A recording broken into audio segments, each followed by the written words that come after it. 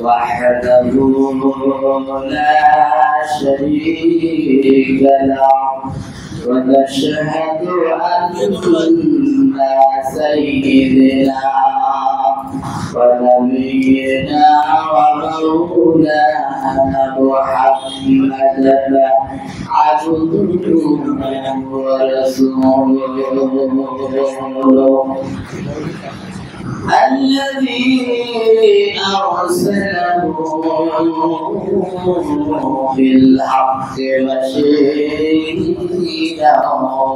ونذيرا وداعيا إلى الله بإذنه وسراجا وقمرا منيرا فقد قال الله تعالى في كلامه المجيد وقرآنه التوحيد أعوذ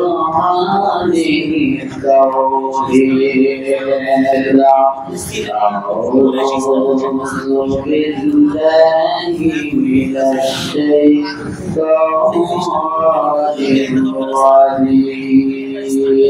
الرجيم بسم الله الرحمن الرحيم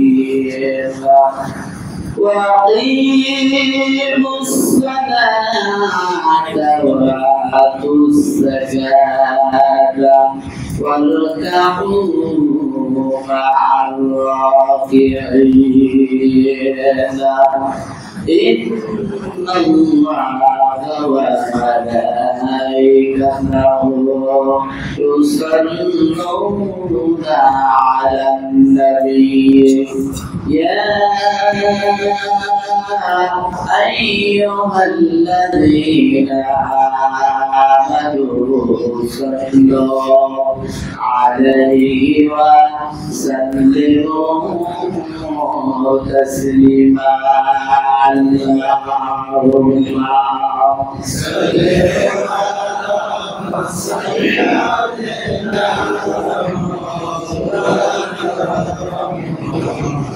وعلى آل سيدنا حبيبنا محمد رسول لا إله إلا الله لا إله إلا الله لا إله إلا الله لا إله إلا الله محمد رسول الله اللهم صل على سيدنا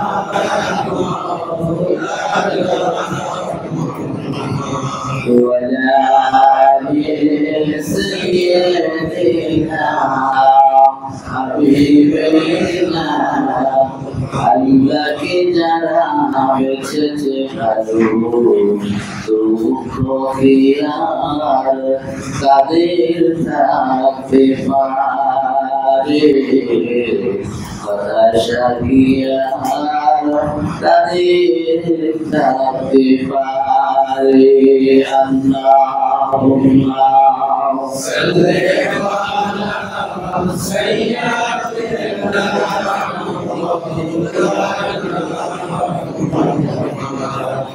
وعلى آل سيدنا حبيبنا شاف বানালো বাজা নতুন পৃথিবী গড়তে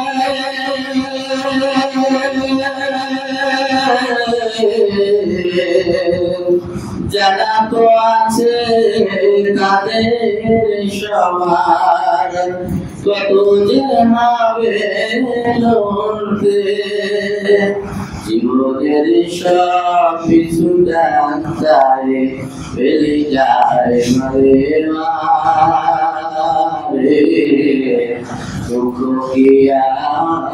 তাদের থাকতে পারে। আল্লাহ সাইয়্যিদিনা মাওলানা মুহাম্মাদ ওয়া আলি সাইয়্যিদিনা হাবিবিনা মুহাম্মাদ। আলহামদুলিল্লাহ, মহান আল্লাহ তাআলার দরবারে শুকরিয়া যে আল্লাহ রাব্বুল আলামিন আমাদেরকে সকল দুনিয়ার ব্যস্ততাকে অপেক্ষা করে মহান আল্লাহ তাআলার ডাকে সাড়া দিয়ে মসজিদ আসার তৌফিক দিয়েছেন। সকলে বলি আলহামদুলিল্লাহ। রব্বানা লাকাল হামদ হামদান কাসীরান তাইয়্যিবান মুবারাকান ফীহি।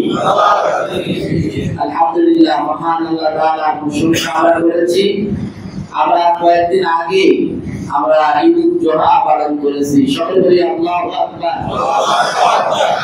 জমিনের মাধ্যমে আমরা আল্লাহ তাআলা নৈকট্য অর্জনের চেষ্টা করেছি। কি বলেন, ঠিক কিনা?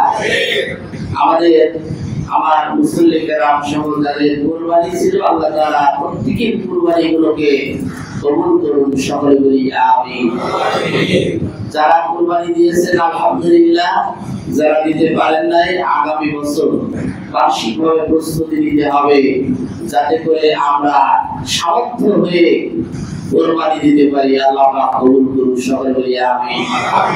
সম্মানিত উপস্থিতি, যাদের সামর্থ্য থাকার পর কুরবানি দিতে পারেন নাই, এটা দুঃখজনক। আল্লাহ তাআলার কাছে ক্ষমা চাইতে হবে। আল্লাহ তাআলা আমার মুসলিমদেরকে যেন মাফ করে দেন। সকলে বলি আমিন। সম্মানিত উপস্থিতি, আমি কোরআনুল কারীম থেকে সূরাতুল বাকারা 43 নম্বর আয়াত পড়েছি। এখানে ছোট্ট একটি আয়াতের অংশ হলেও আল্লাহ রাব্বুল আলামিন আমাদের অত্যন্ত গুরুত্বপূর্ণ কিছু কথা তথ্য আল্লাহ রাব্বুল আলামিন এখানে তুলে ধরেছেন। বলুন সুবহানাল্লাহ। এর আগে আমরা 42 নম্বর আয়াত আলোচনা করেছিলাম, ওয়ালা তালবিসুল হাক্কা বিল বাতিল ওয়া তাকতুমুল হাক্কা ওয়া আনতুম তা'লামুন। এখানে আমরা জানি যে কি নিয়ে আলোচনা করেছিলাম। আজকে 43 নম্বর আয়াত আমরা এখানে কথা বলবো। আল্লাহ রাব্বুল আলামিন এই আয়াতের আলোকে কিছু কথা বলার এবং শোনার তৌফিক দিক, যে কথা বলা করার মাধ্যমে আল্লাহ পাক যেন জান্নাতের দিকে আমাদের আরো এক ধাপ এগিয়ে নিয়ে যান। সকলে বলি আমিন। সম্মানিত উপস্থিতি, আমি বলেছি কি সূরা বাকারা 43 নম্বর যে আয়াতটি, ওয়া আকিমুস সালাতা ওয়া আতুস যাকাতা ওয়ারকাউ মা'আর রাকিঈন। ওয়া আকিমুস সালাত, আর তোমরা সালাত প্রতিষ্ঠা করো, যাকাত প্রদান করো এবং রুকুকারীদের সাথে রুকু করো। এই তিনটি বিষয় আল্লাহ রাব্বুল আলামিন এখানে আলোচনা করেছেন। এই তিনটি বিষয় যদি আমরা যতজন প্রক্রিয়া বাস্তব জীবনে যদি মানতাম আর যদি মানি, তাহলে আল্লাহ রাব্বুল আলামিন সুবহানাহু ওয়া তাআলা আমাদেরকে নৈকট্যশীলদের অন্তর্ভুক্ত করবেন। সকলে বলি আল্লাহুম্মা আমিন। সম্মানিত উপস্থিতি, সম্মানিত হাজিরিন, আল্লাহ পাক সুবহানাহু ওয়া তাআলা বলেছেন, প্রথমে সালাতের কথা বলেছেন, আকিমু ওয়া আকিমুস সালাত, নামাজ কায়েম করো। নামাজ বিভিন্ন জায়গায় কায়েমের কথা আল্লাহ তাআলা বলেছেন। আবার প্রতিষ্ঠা, এই নামাজ কায়েম মানে প্রতিষ্ঠা করা, নামাজ কায়েম মানে প্রতিষ্ঠা করা। আবার অন্যত্র আল্লাহ তাআলা বলেছেন, ফাসল্লি লিরাব্বিকা ওয়ানহার, নামাজ পড়ো আর তোমার রবের নামে কুরবানি করো। কে বলেছেন? আল্লাহ। আর জোরে বলুন, কে বলেছেন? আল্লাহ রাব্বুল আলামিন বলেছেন। সুতরাং আল্লাহর নির্দেশগুলো একটু এদিক সেদিক করার কোনো সুযোগ আছে? না, কোনো সুযোগ নাই। সুতরাং আমরা চাই যে আল্লাহ রাব্বুল আলামিন যে নির্দেশনাগুলো আমাদেরকে দিয়েছেন, এগুলো বাস্তব জীবনে আমলের মাধ্যমে আল্লাহর নৈকট্য অর্জনে আমরা পথেই চলে জান্নাত হাসিল করতে চাই। কি বলেন, ঠিক কিনা? সম্মানিত উপস্থিতি, সম্মানিত হাজির, নামাজের ব্যাপারটা আমরা হাদিস শরীফে জানি যে রাসূলুল্লাহ সাল্লাল্লাহু আলাইহি সাল্লাম বলেছেন, যে তোমাদের বাচ্চাদের, তোমাদের যখন ছেলের বয়স 7 বছর হবে তখন তোমরা নামাজের তাগিদ দেবে। 7 বছরে নামাজের তাগিদ দেবে। 10 বছর বয়সে নামাজ যদি না পড়ে কি লঘু প্রহার করার কথা বলা হয়েছে। যদি তাকেও সে নামাজ না পড়ে তাহলে বাড়ির তার খাবার বন্ধ করে দাও। যদি তাকেও সে নামাজ না পড়ে তাহলে বাড়ি থেকে বের করে দাও। কে বলেছেন? আল্লাহ। আল্লাহ তাআলা নিশ্চয় সূরা রাসূল সাল্লাল্লাহু আলাইহি ওয়াসাল্লাম বলেন সুবহানাল্লাহ।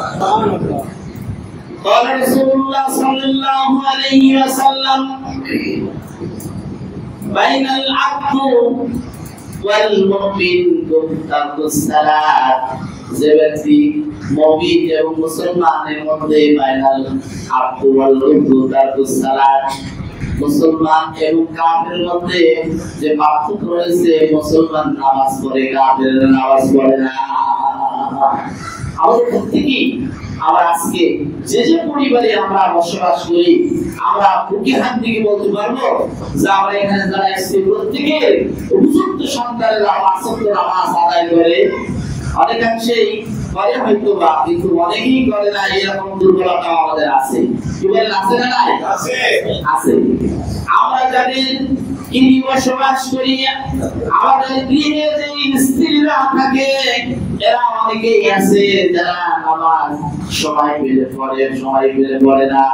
আমি প্রায় সমাজদেরকে জিজ্ঞেস করি, ভাই নামাজ পড়েন? আপনি কি নামাজ পড়েন? তখন এরকমই জবাব আসে যে নামাজ পড়ি। অনেকে বলে পড়ি কিন্তু ঠিক মতো পড়ি না। সবচেয়ে নামাজ পড়তে হবে। নামাজ যদি আপনি সঠিকভাবে আদায় না করেন, মুসলমান এবং কাফেরের মধ্যে পার্থক্য আছে নামাজে। মুসলমানের নামাজ পড়ে আর কাফের নামাজ পড়ে না। কিয়ামতের ময়দানে মাহশরে আল্লাহ রাব্বুল আলামিন সর্বপ্রথম যে আমলটি আল্লাহ তাআলা হিসাব নেবেন সেটি হচ্ছে সালাত। বলুন সুবহানাল্লাহ। নামাজ পড়েছে কিনা? আজকে আকিমুস সালাত যে কথাটা বলা হয়েছে, নামাজ ফাসাল্লি লিরাব্বিকা ওয়ানহার, নামাজ পড়ো। কিন্তু আকিমিস সালাত, আকিমিস সালাত তার মানে কি? নামাজ কায়েম করো, প্রতিষ্ঠা করো। বলুন সুবহানাল্লাহ। এই সমাজের সমস্ত মানুষেরা যখন নামাজ পড়তে পড়তে প্রত্যেকটা মানুষ যখন নামাজের পাবন্দী হবে, তখনই সমাজে নামাজ কায়েম হয়ে যাবে। বলুন সুবহানাল্লাহ। রাসূলুল্লাহ সাল্লাল্লাহু আলাইহি সাল্লাম তিনি তার মৃত্যু সজ্জায় বললেন, আসসালাত আসসালাত আসসালাত ওয়া মা মালাকাত আইমানুকুম, নামাজ নামাজ নামাজ, তোমরা নামাজ ছেড়ে দিও না। নামাজের এত গুরুত্ব। যে ব্যক্তি নামাজ পড়ে, পাঁচবার ওযু করে, তার দ্বারা কোনো খারাপ কাজ সহজেই সম্পূর্ণ হয় না। কি বলেন, ঠিক না? সুতরাং আমাদেরকে নামাজ আদায় করতে হবে। রাসূল সাল্লাল্লাহু আলাইহি ওয়াসাল্লাম বলেছেন যে মসজিদে নামাজ আদায়ের আমি কাউকে দায়িত্ব দিই, আর দেখি কারা মসজিদে আসে নাই, আমি তাদের বাড়ি ঘর তুলে না, আমার মনে হয় যেন আগুন জ্বালায়ে তাদেরকে পোড়ায়ে দিই। আগুন জ্বালায়ে পোড়ায়ে দিই। শুধুমাত্র আমি দেই না একটাই কারণ, সেটা হচ্ছে এই যে তাদের পরিবারে শিশু সন্তানেরা এবং নারীরা আছে, এই কারণে আমি তাদের বাড়ি ঘর আগুন জ্বালায়ে পোড়ায়ে দেই না। কিন্তু আজকে এই নামাজ প্রতিষ্ঠার জন্য রাসূলুল্লাহ সাল্লাল্লাহু আলাইহি ওয়াসাল্লামের জীবনে প্রতিষ্ঠার এসেছে। তিনি নামাজ দিতে গেছেন, পাথর মেরে মেরে রাসূল সাল্লাল্লাহু আলাইহি ওয়াসাল্লামকে রক্তাক্ত করেছে। কি বলেন, ঠিক কিনা? সম্মানিত হাজিরিন, আজকে সেই নামাজ অনেক রক্তের বিনিময়ে, অনেক ত্যাগের বিনিময়ে আমরা আজকে নামাজ পেয়েছি। কি বলেন, ঠিক না? সুতরাং আমাদেরকে সঠিকভাবে নামাজ আদায় করতে হবে। এই বিষয়টা পরবর্তীতে আসবে। আকিমুস সালাত ওয়া আতুজ যাকাত, সাথে সাথে যাকাত আদায়ের কথা বলা হয়েছে। এটা এখানেই এসেছে, ব্যাপারটা এরকম না। নামাজ সাথে যাকাতের সম্পর্ক কি? নামাজ পড়তে আসতে হবে আর যাকাত দিতে হবে। তার মানে কি? নামাজ মসজিদে আসা মানে সমাজের কতগুলো মানুষ এসেছে, কারা কারা মুসলমান, প্রত্যেকে এসেছে কিনা, এবং রাসূল সাল্লাল্লাহু আলাইহি ওয়াসাল্লাম ফজরের সালাতে এবং আসরের সালাতে তিনি ঘুরে দেখতেন যে কারা কারা নামাজে এসেছে, কারা কারা আসে না, কি বলেন ঠিক না? সুতরাং শুধু তিনি ঘুরে দেখতেন না, খোঁজ খবর নিতে, যদি কেউ না আসছে, অবাক আসে নাই কেন, সংবাদ পাঠাতেন কেন মসজিদে আসে নাই, বলুন সুবহানাল্লাহ। আজকে আমাদের সেই খোঁজ নেওয়া বন্ধ হয়ে গেছে। কে খেয়ে আছে না খেয়ে আছে, চেহারার দিকে তাকালে তো অনেক কিছু বোঝা যায়, কি বলে বোঝা যায় কি না? বোঝা যায়। রাসূল সাল্লাল্লাহু আলাইহি সাল্লাম কে কোন অবস্থা আছে সব খোঁজ খবর নিতে, কিন্তু আজকে আমরা ইমাম হয়েছি, কিন্তু আজকে সেই খবর দেই না। আজকে আমরা সমাজের সমাজপতি হয়েছি, কিন্তু আজকে আমার সমাজে কে খেয়ে আছে না খেয়ে আছে, কে অভাবগ্রস্ত আছে, কে কোন অবস্থায় আছে আমরা জানি না, কি বলেন ঠিক কিনা? এই যে আমরা কয়েকদিন আগে গোস্ত বর্ণন করলাম, আপনি দেখেছেন আমরা যে অধিকাংশ আপনার বাড়িতেই সেল দিতে এসেছে, যারা তাদেরকে দিয়েছে। কিন্তু আমার প্রতিবেশী, আমার পাশের বাড়ি, উনি হয়তো তার চেয়ে অভাবী ছিল, কিন্তু চক্ষু লজ্জায় আপনার বাড়িতে গোস্ত চাইতে যেতে পারে নাই, কি বলে পেরেছে? পারে নাই। কিন্তু আজকে আমাদের দায়িত্ব কি ছিল যে ওই মানুষটাকে খুঁজে খুঁজে আমার ওই প্রতিবেশী আমাকে তার এক টুকরো গোস্ত, হাফ কেজি গোস্ত, 100-250-300 গ্রাম যতটুকু পারি আমার সামর্থ্য বলায় তার বাড়িতে পৌঁছে দেওয়ার দায়িত্ব আমার ছিল, কি বলেন ঠিক কিনা? সম্মানিত উপস্থিতি, কিন্তু আজকে আমরা সেটা করি না। যাকাত আদায়ের ব্যাপারে ওয়াতুস যাকাত, তার যারা অনুগ্রস্ত আছে, এই যাকাতের অর্থ যদি আমার হাতে যদি অর্থের হাতিয়ার শক্তিশালী থাকে, তাহলে কে অভাবগ্রস্ত আছে, কে বিপদগ্রস্ত আছে, কে কন্যাদায়গ্রস্ত আছে, কে অসুস্থ আছে, আমার অর্থনৈতিক বাইতুল মাল থেকে, আমি ভান্ডার থেকে দিয়ে একটা ভারসাম্যপূর্ণ পরিবেশ বজায় রাখতে পারবো, কি বলেন ঠিক কিনা?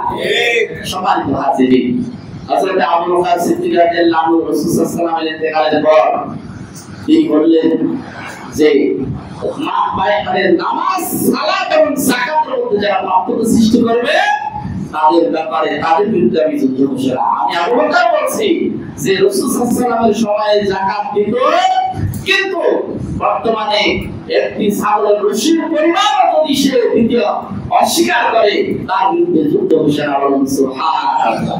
এই যুদ্ধ ঘোষণা কেন দিলেন? হযরত ওমর দাঁড়াই আসলেন, এসে বলছেন খলিফাতুল মুসলিমিন, আপনি একটু ঠান্ডা মেজাজের মানুষ, আমার নরম সরম জ্ঞানী মানুষ হিসেবে জানি, কিন্তু আপনি ক্ষমতায় এই চেয়ারে বসার সাথে সাথে এত বড় কঠিন হুঁশিয়ারি দিলেন, যেটা আমি ওমর নিজেও চমকে গেছি। ব্যাপারটা কি? এত কঠোরতা আপনি অবলম্বন করছেন। হযরতে আবু বকর সিদ্দিক রাদিয়াল্লাহু আনহু বললেন, আবু বকর সিদ্দিক রাদিয়াল্লাহু আনহু বললেন যে আমি এজন্য যে রাসূল সাল্লাল্লাহু আলাইহি ওয়াসাল্লামের ইন্তেকালের পরে তার সময় যাকাত দিত, কিন্তু এখন দিতে সে অস্বীকার করতেছে। এরকম ব্যক্তি যদি হয়, তার মানে কি? তার বিরুদ্ধে যুদ্ধ ঘোষণার অর্থ হচ্ছে যে সে মুসলমানের একটা জায়গা থেকে একটু দূরে সরে চলে গেছে। কথা কি বোঝা গেছে? আমাদের ইসলামের তিবিয়ান লিকুল্লি শাইইন, প্রত্যেকটা জিনিসের বর্ণনা কোরআন কারীমের মধ্যে আল্লাহ তাআলা দিয়েছেন। কি বলে দেয় নাই? দিয়েছেন। প্রত্যেকটা জিনিস, প্রত্যেকটা হুকুম আহকাম গুলো আমাদেরকে মানতে হবে। এটা যদি আমরা সত্যিকার অর্থে আমরা না মানি, তাহলে আমরা প্রকৃত মুসলমান হতে পারবো না। আল্লাহ রাব্বুল আলামিন সূরা তাআলা বলতেছেন, ইয়া আইয়ুহাল্লাযীনা আমানু দুখুলু ফিস-সিলমি কাফা ওয়া লা তাত্তাবি'উ খুতুওয়াতিশ শাইতান ইন্নাহু লাকুম আদুউম মুবিন। আল্লাহু আকবার। আল্লাহ রাব্বুল আলামিন সূরা তাআলা বলতেছেন, এই বান্দাগণেরা তোমরা ইয়া আইয়ুহাল্লাযীনা আমানু দুখুলু ফিস-সিলমি কাফা, তোমরা ইসলামের মধ্যে পুরোপুরি প্রবেশ করো, আংশিক প্রবেশ করো না, বরং পুরোপুরি ইসলামের মধ্যে দাখিল হয়ে যাও। বলুন সুবহানাল্লাহ। আরেকটা জায়গায় বলছে ইয়া আইয়ুহাল্লাযীনা আমানু তাকুল্লাহা হাক্কা তুকাতিহি ওয়া লা তামুতুন্না ইল্লা ওয়া আনতুম মুসলিমুন। এই বান্দাগণেরা তোমরা আল্লাহকে ভয় করো করার মতো দুশ্চিন্তায় মৃত্যুবরণ করো না, মৃত্যুর কাছাকাছি যেও না। যতক্ষণ না তুমি পূর্ণ মুসলমান হতে পারবে, বলেন সুবহানাল্লাহ। লা ইলাহা ইল্লাল্লাহ, লা ইলাহা ইল্লাল্লাহ, লা ইলাহা ইল্লাল্লাহ, লা ইলাহা ইল্লাল্লাহ, লা ইলাহা ইল্লাল্লাহ, মুহাম্মাদুর রাসূলুল্লাহ সাল্লাল্লাহু আলাইহি ওয়াসাল্লাম। আমরা বলছিলাম যে নামাজ যেমন কায়েম ফরজ, যাকাত দেওয়াটাও আমাদের জন্যই ফরজ। কি বলে ঠিক কিনা? আমরা যদি যাকাত নামাজের সাথে সাথে যত মানুষগুলো নামাজ আদায় করি, তত মানুষগুলো যদি যাকাত আদায় করতাম, তাহলে আমাদের দেশের অর্থনৈতিক এই অবস্থা দুরবস্থা হতো না। কি বলেন ঠিক কিনা? সবাই তো উপস্থিতি এই দুরবস্থার মধ্যে আমাদেরকে রেখেছে একটাই কারণ, সেটা হচ্ছে ইসলামী অর্থনীতি আমরা পালন করি না। কি বলেন ঠিক কিনা? যাকাত ভিত্তিক অর্থনীতি যদি আজকে আমাদের সমাজে চালু থাকতো, তাহলে আজকে কন্যাদায়গ্রস্ত পিতা মুখে মুখে কান্না করতো না, রোগগ্রস্ত ব্যক্তি চিকিৎসার অভাবে, অর্থের অভাবে তারা আজকে হাসপাতালের বেডে চিৎকার করতো না। কি বলেন ঠিক কিনা? আজকের সমাজ, আজকে ইসলামের যদি বিধান যদি আমরা সত্যিকার অর্থে সঠিকভাবে পালন করতাম, তারপরে আমরা অনেক দূরে গিয়ে চলে যেতাম। বলুন সুবহানাল্লাহ। আল্লাহ তাআলা বলেছেন, ওয়াকিমুস সালাত, নামাজ কায়েম করো, ওয়া আতুস যাকাত, এবং যাকাত প্রদান করো। তাহলে আমরা রাসূল সাল্লাল্লাহু আলাইহি কথা এবং কোরআনের কথা সবগুলোকে যদি আমরা এক জায়গায় করি, তাহলে প্রত্যেকটি জায়গায় সেই নির্দেশনা দেওয়া আছে। প্রত্যেকটা রাসূল নবীরাই নামাজ পড়তেন। বলুন সুবহানাল্লাহ। কোন নবী, কোন রাসূল এমন হয়েছে যে এক নবী এক রকম দাওয়াত দিয়েছে, এক নবী এক রকম দাওয়াত দিয়েছে, এরকম তো ঘটনা ঘটে নাই, করছে? প্রত্যেকটা নবী দাওয়াত দিয়েছেন একই কায়দায়, এক আল্লাহর দিকে। বলুন সুবহানাল্লাহ। লা ইলাহা ইল্লাল্লাহ, নেই কোনো ইলাহ আল্লাহ বাদে। বলুন সুবহানাল্লাহ। সুতরাং কারণ সেই প্রত্যেকটা নবীরাই এসেছেন একটা দপ্তর থেকে। কোনটা? কয়টা দপ্তর?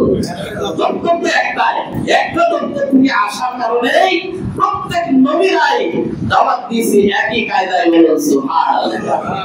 সম্মানিত মুসলিম, আল্লাহ রাব্বুল আলামিন সূরা কামার বলেছেন, নামাজ কায়েম করো আর যাকাত দাও, ওয়ারকাউ মা'আর রাকিঈন, আর রুকু করো রুকুকারীদের সাথে। বলুন সুবহানাল্লাহ। এই আয়াত দ্বারা আরেক জায়গায় বলছে, ওয়ারকাউ ওয়াশকুরু ওয়ারকাউ মা'আর রাকিঈন, তোমরা রুকু করো রুকুকারীদের সাথে, সিজদাকারীদের সাথে। বলুন সুবহানাল্লাহ।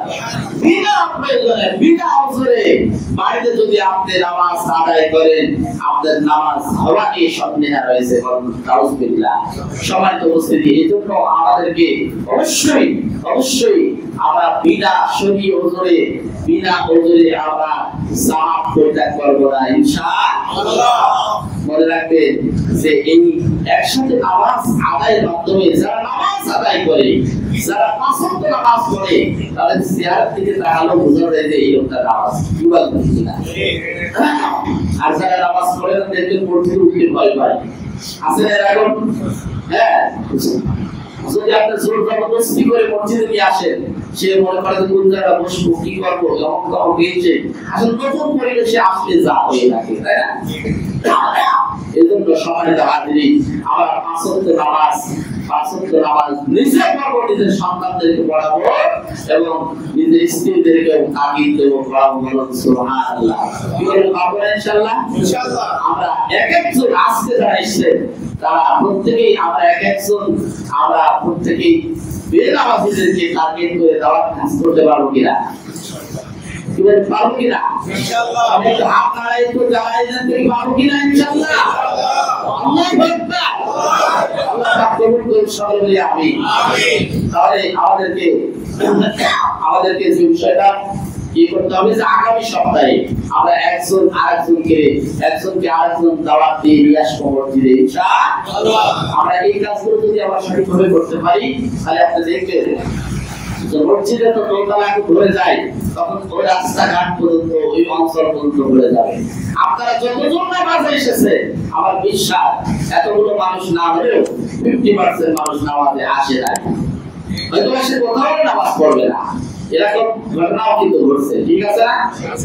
যাদের নামাজ ফরজ তাদের আজকে যদি আমরা বৃদ্ধ পর্যন্ত প্রত্যেকেই যদি মসজিদ আসতো, তাহলে আপনি দেখতে পারেন যে আমাদের মনের মধ্যে মুআমিলা ইখওয়া এই যে ভ্রাতৃত্ব বোধটা অনেক সুদৃঢ় হয়ে যেত। বলুন সুবহানাল্লাহ। লা ইলাহা ইল্লাল্লাহ, লা ইলাহা ইল্লাল্লাহ, লা ইলাহা ইল্লাল্লাহ, লা ইলাহা ইল্লাল্লাহ, লা ইলাহা ইল্লাল্লাহ,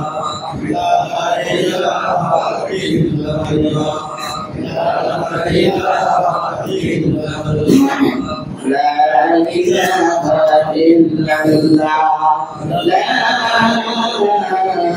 لا إله إلا الله، محمد رسول الله، اللهم صل على سيدنا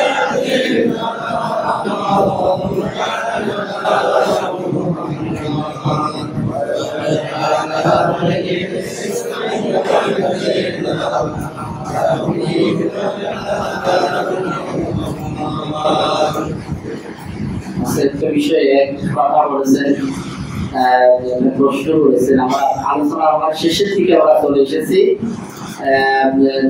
আসসালামু আলাইকুম রাহমাতুল্লাহ।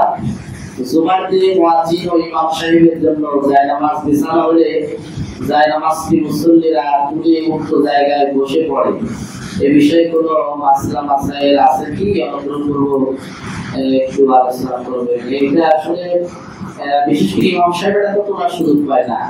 মুয়াজ্জিন সাহেবের আমার মনে হয় বিছানা থাকলে তোলা হয়েছে, এরকম যে পড়ছে কিনা আমার কারো দৃষ্টিতে সম্ভবত তুলে দেয় না। তবে মুয়াজ্জিন ইমাম সাহেবের পিছনে দাঁড়াবে, এই হিসাবে তার নির্দিষ্ট একটি জায়গা অবশ্যই থাকবে, যে কখনো ইমাম সাহেব যদি মানে এমন কোনো ঘটনা করে নামাজের মধ্যে যে নামাজ সুন্নত হয়ে যাওয়া, নিজের রুকু ছুটে যাওয়া সংশ্লিষ্ট আরো কোনো বিষয় যদি থাকে, আস্তে করে মুয়াজ্জিন সাহেবকে ডেকে ওখানে দাঁড় করায় উনি চলে যাবে, আস্তে করে বেরিয়ে চলে যাবে। সুতরাং এই জন্য ইমাম সাহেবের পিছনে খুব জানলেওয়ালা লোক, জানলেওয়া ব্যক্তি দাঁড়াতে হবে। আর সাধারণত মুয়াজ্জিন যারা আছেন বেশিরভাগ ক্ষেত্রে আমরা যেটা দেখে থাকি যে ওনারা কম বেশি সালাত আদায় করতে পারেন। ঠিক আছে না? এই জন্য আমাদের এখানে আরো ভিন্ন বিষয়, আমাদের ইমাম সাহেব উনি পিছনে থাকেন। তো এই জায়নামাজ তুলে দেওয়ার ব্যাপারে আসলে এরকম কোনো বা তার নির্দিষ্ট জায়গাটা অবশ্যই থাকতে হবে, মুয়াজ্জিনের নির্দিষ্ট জায়গা অবশ্যই থাকতে হবে। এই জায়গা অন্য যদি আগেও আসেন ওই জায়গাটা রেখেই বসা উচিত। কোনো কারণে যদি মুয়াজ্জিন আসতে একটু লেট হয়ে যায়, আমার মনে হয় এরকম বিষয় জানতে চেয়েছেন, তাই না? আপনারা কি পরিষ্কার কিনা? তো যাই হোক, আমরা সর্বোপরি আমি আপনাদেরকে অনুরোধ করতে চাই যে রাসূল সাল্লাল্লাহু আলাইহি ওয়াসাল্লামের জীবন দশায় তিনি নামাজ আদায় করেছেন, নামাজ আদায় করতে এমন ভাবে যে পথ মোবারক পা ভুলে গিয়েছিল। বলুন সুবহানাল্লাহ। রাতে তাহাজ্জুদ পড়তে পড়তে পড়তে পড়তে তার পা পর্যন্ত ভুলে গিয়েছে। কি ঠিক আছে না? রাসূল সাল্লাল্লাহু আলাইহি ওয়াসাল্লামের কাছে একজন অন্ধ সাহাবী এসে জিজ্ঞেস করলেন, ইয়া রাসূলুল্লাহ, ইয়া হাবিবাল্লাহ, আমি যে মসজিদে নামাজ আদায় করতে যাব, আমি যে জামাতে যাব, আমি তো চোখে দেখি না মসজিদ পর্যন্ত যাওয়ার মতো, আমার দেখার মতো কোনো দৃষ্টি শক্তি নাই। রাসূল সাল্লাল্লাহু আলাইহি ওয়াসাল্লাম বললেন, তুমি আজানের শব্দ শুনতে পাও নাকি? জৈনবাদ সাহাবী বললেন, ইয়া রাসূলুল্লাহ, ইয়া হাবিবাল্লাহ, আমি আজানের শব্দ শুনতে পাই। আল্লাহ রাসূল বললেন, তাহলে তোমার বাড়ি থেকে মসজিদ পর্যন্ত একটা দড়ি বেঁধে নেবে, একটা সুতা বেঁধে নেবে, যে দড়ি সুতা এইটা মধ্যে তুমি জামাতে যেতে পারো, যাতে এরকম ব্যবস্থা তুমি মসজিদে যেতে হবে। বলেন সুবহানাল্লাহ। জামাতে নামাজের ব্যাপারে কত গুরুত্ব করা হয়েছে। আসি আমরা প্রত্যেকেই আমরা পাঁচ ওয়াক্ত নামাজ আদায় করব, আমরা একে অপরকে দাওয়াতি কাজ করব। প্রথমেই আমাদের পরিবার থেকে দাওয়াত শুরু করি, কি পাবেন তো ইনশাআল্লাহ? ইনশাআল্লাহ প্রত্যেকের পরিবার উপযুক্ত কোন সন্তান আগামী সপ্তাহে পাপ করবে না, যেখানে থাক। আপনি একটা বিষয় মনে রাখবেন যে 11-12 বছর বয়সে যে বাচ্চাগুলো আস্তে আস্তে বড় হয়, এদের বুদ্ধিটা অতটা গাঢ়, ঘনত্ব, পুরুত্ব আসে না। এগুলো আসছে নাকি? না আসার কারণে আপনি একরকম বললেন, সে একটু বললেন, দেখা যাচ্ছে লেগে যায়। আপনি তাকে বলায় ভাষায় বলে, তাকে আদর করে বলে, অনেক সোহাগ করে আপনি কথা বলে, দেখবেন আস্তে আস্তে আপনার আনুগত্য পোষণ করবে ইনশাআল্লাহ। আল্লাহকে তাওফিক দিক, সকলে বলে আমিন। আপনাদের স্ত্রীদেরকে সালাম দেবেন এবং তাদেরকে নামাজের দিকে পাবন দিতে হয়, এই তাগিদ ইনশাআল্লাহ আমরা দেব। কি পারবেন ইনশাআল্লাহ? আমরা প্রত্যেকেই এই দাওয়াতি কাজগুলো করব। আল্লাহ রাব্বুল আলামিন আমাদের সকলকে তাওফিক দিক, যাতে করে আমরা কোরআন এবং সুন্নাহর আলোকে চলতে পারি, আল্লাহ তাআলার নির্দেশিত বিধানগুলো সঠিকভাবে পালন করতে পারি। আল্লাহ পাক কবুল করুন, সকলে বলে আমিন। আরে জোরে বলেন আমিন। আসসালামু আলাইকুম ওয়া রাহমাতুল্লাহি ওয়া বারাকাতুহু। সুন্নাহ সালাত পড়েন।